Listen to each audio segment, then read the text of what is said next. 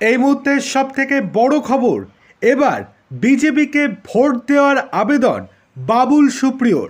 হ্যাঁ, আপনারা ঠিকই শুনছেন। আজকে অর্থাৎ হরিণঘাটাতে, কল্যাণীর হরিণঘাটাতে সভা করতে গিয়েছিলেন তৃণমূলের হয়ে বাবুল সুপ্রিয়।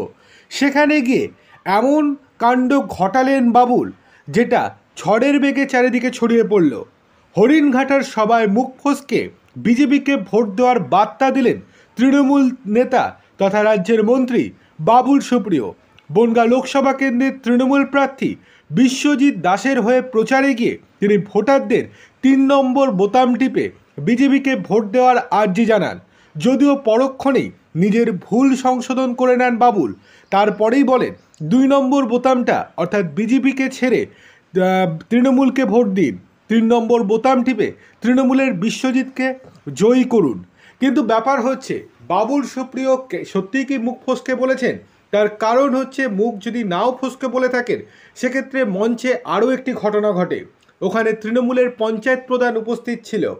সেই পঞ্চায়েত প্রধানকে মঞ্চে তুলে অপমান করেন বাবুল সুপ্রিয়। তার গাড়ির কাজ ভাঙার জন্য টাকা চান বাবুল সুপ্রিয় পঞ্চায়েত প্রধানের কাছ থেকে।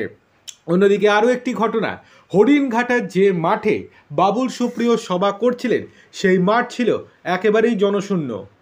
৫ থেকে ১০ জন কি ১৫ জন মতো তৃণমূলের কর্মী সমর্থক উপস্থিত ছিলেন, আর ছিল না কেউই।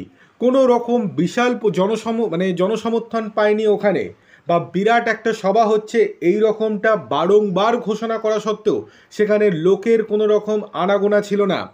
প্রায় ফাঁকা মঞ্চে বা ফাঁকা মাঠেই সভা করেছেন বাবুল, এবং সেখানেই আজকে সকালবেলাতে এই রকম কাণ্ড ঘটিয়েছেন বাবুল সুপ্রিয়।